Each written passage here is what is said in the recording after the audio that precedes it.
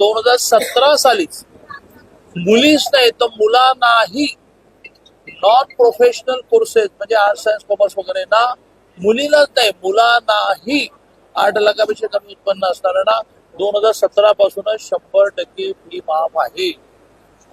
त्यामुळे प्रोफेशनलला 50% होती ती 100% गेली. एवढा बारकावा सुद्धा लक्षात न येता स्टेटमेंटबाजी करणार असाल तर प्रसिद्धी मिळेल तात्पुरती, आता तर नाही मिळणार, आता तुम्हाला लोक मूर्ख म्हणतील, पण प्रसिद्धी मिळण्याच्या बरोबरीने समाजामध्ये एक अस्वस्थता आपण निर्माण करतो.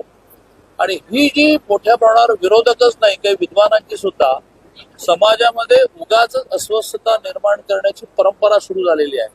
त्याला एक मोठा शब्द आहे जो मी आता वापरणार नाही, पण एक परंपरा सुरू झाली की सारखं अस्वस्थता निर्माण करते, सारखं अस्वस्थता निर्माण करते. म्हणजे मुंबई आणि MMR मध्ये पेट्रोल डिझेलवरचा वॅट कमी झाला हे नाही द्यायचं, तर मुंबई आणि MMR मध्ये कुठेतरी CNG वर 10 पैसे वाढले ते मांडायचं. म्हणजे हे बघा वाढलं ते कमी केलं ना ते बोला ना, नाही ते कळलं ते तुमचं कामच आहे. माझ्यापुरतं म्हणायचं झालं तर मी हे महाराष्ट्रातल्या सगळ्या मुलींना क्लिअर करू इच्छितो, माझ्या बहिणींना क्लिअर करू इच्छितो की नॉन प्रोफेशनल म्हणजे आर्ट सायन्स कॉमर्स वगैरे आणि प्रोफेशनल सगळ्यांना 100% फी माफ सरकारने केली. त्यातल्या नॉन प्रोफेशनलला 17 पासूनच केली, प्रोफेशनल राहिली होती ती आता गेली.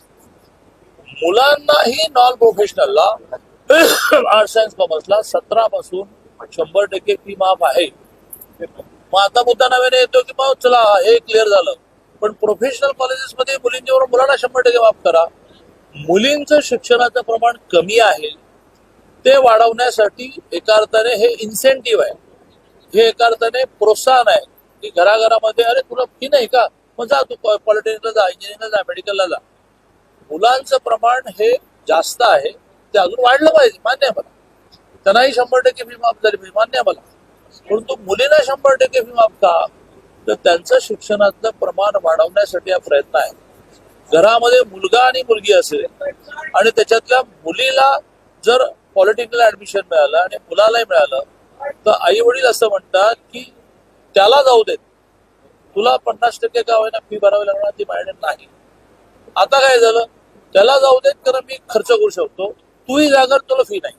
इतका साधा सरळ म्हणताय, एका लाईन मध्ये पुन्हा रिपीट करायचं तर 100% फी माफ महाराष्ट्रातल्या 642 कोर्सेसना मुलींना आहे आणि नॉन प्रोफेशनल कॉलेजेसना ऑलरेडी 17 पासून मुलांना आहे. हा विषय संपला. मला हा विषय महाराष्ट्राला माझ्या भगिनीला क्लिअर करायचा आहे की तुम्हाला कुठेही फी भरावी लागणार नाही. जे कॉलेज ही फी मागेल तुम्ही डायरेक्ट जवळच्या जॉईंट डायरेक्टर असतो शिक्षण त्याला कसं करतो. ठळक घडामोडींसाठी देशोन्नती न्यूज चॅनलला सबस्क्राईब करा आणि बेल आयकॉन प्रेस करा. मुंबई, पुणे, नागपूर, मराठवाडा असो का विदर्भ, राजकीय, सामाजिक, शैक्षणिक क्षेत्र असो का क्रीडा, सर्वच घडामोडीचे विश्लेषण पाहायला विसरू नका. फक्त देशोन्नती न्यूजवर.